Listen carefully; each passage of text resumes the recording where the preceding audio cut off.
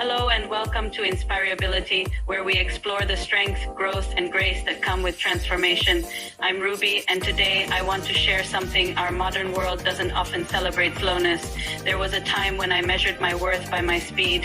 Emails replied to, deadlines met, tasks completed, the faster I went, the more successful I felt. But then life forced me to slow down drastically. And in that stillness, I discovered something I'd never known before. Peace doesn't live in pace, it lives in presence. For years, I equated rest with laziness, stillness with weakness, and quiet with unproductivity. Slowing down wasn't a setback, it was a sacred invitation to finally meet myself again. It wasn't until my accident that I was forced to stop, not by choice, but by circumstance. What I thought was the end of momentum turned out to be the beginning of meaning, because when you slow down, you start to notice things: your breath, your body, your surroundings, your emotions, and you begin to live with life instead of constantly running ahead of it. Today, we're exploring how slowing down can help you rebuild, not just physically, but mentally, emotionally, and spiritually. So let's dive in. The first step in this journey is often the hardest: dealing with the shock of stillness. Slowing down can feel incredibly uncomfortable, especially when you've lived your life at full speed. At first, I hated it. The quiet was deafening. The stillness felt like a total failure. My mind raced with anxiety and to-do lists while my body was forced to be still. It was a frustrating and confusing time. But over days and weeks, I started to realize something powerful. Stillness isn't empty. It's actually full of everything you've been too busy to feel. The truth is, many of us are addicted to movement because it distracts us from our pain. We rush from task to avoid reflection. We fill our days with work and noise to avoid the silence where our deeper feelings live. But when life slows you down, whether by choice or by a major life change, it's not a punishment. It's permission. It's permission to finally rest, permission to just breathe, and most importantly, permission to rediscover who you are beneath all the noise and the hurry. It's an invitation to come home to yourself, and that's a beautiful, if sometimes challenging, thing. Once I stopped fighting the slowness and started accepting it, I began to see it as a form of medicine. Healing doesn't happen in chaos, it happens in calm. Think about how a physical wound heals. It closes slowly, quietly, often unseen, while the body does its work. Our emotional and mental growth works in exactly the same way. When I finally allowed myself to pause, to just be, I started to hear my body's wisdom again. For the first time in years, I could sense when I was tired, when I felt anxious, or when I was overextended, and instead of pushing through it like I always had, I listened. I gave myself what I needed. That's when the true healing began, not just the healing of my body, but the healing of my identity. I had built so much of my self-worth on being productive and fast. Slowing down forced me to find a new foundation. Because when you give yourself permission to slow down, you start to align with your natural rhythm, the pace your body and soul actually want to move at. And that's where true, lasting peace lives. It's not something you chase. It's something you settle into. Of course, one of the hardest parts of slowing down is facing society's obsession with productivity.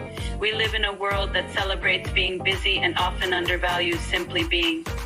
For a long time, I felt an immense amount of guilt for resting.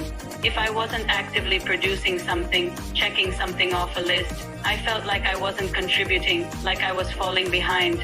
But through this journey, I learned something incredibly powerful.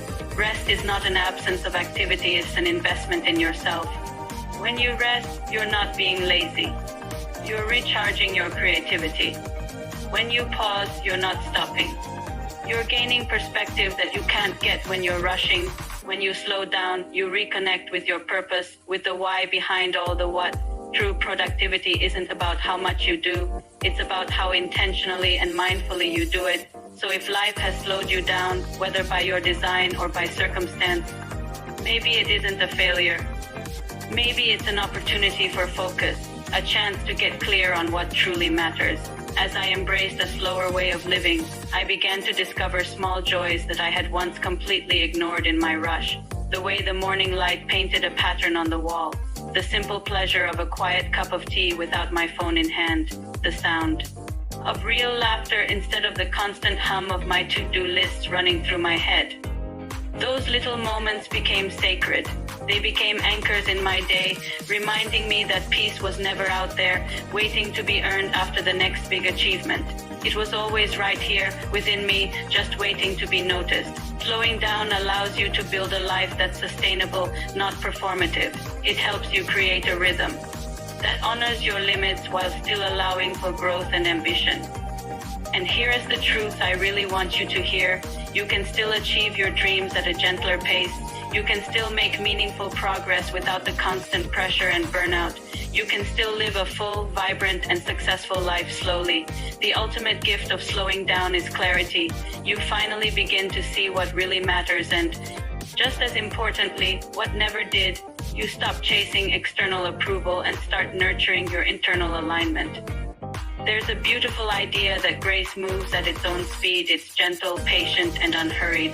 When you learn to move with that kind of grace, life begins to flow instead of fracture. You stop fighting against the current and start moving with it. I no longer measure my days by how much I get done. Instead, I measure them by how present I was, how kind I was to myself, and how peaceful I felt at the end of the day. That, to me, is real success. That is what deep healing feels like. It's a shift from doing to being. So let's take a moment to reflect. Slowing down doesn't mean you've fallen behind. It means you've chosen to live differently. You've chosen peace over pressure, intention over impulse, and grace over the endless grind. So right now, just take a breath, pause the noise around you, and remember you don't have to chase a life you're already living. The present moment is enough. You are enough. Thank you for joining me today. This is InspireAbility, and I'm Ruby, reminding you that slowing down isn't the end of progress. It's the beginning of peace. If this resonated with you, please like, subscribe, and share it with someone who might need to hear this message. See you next time.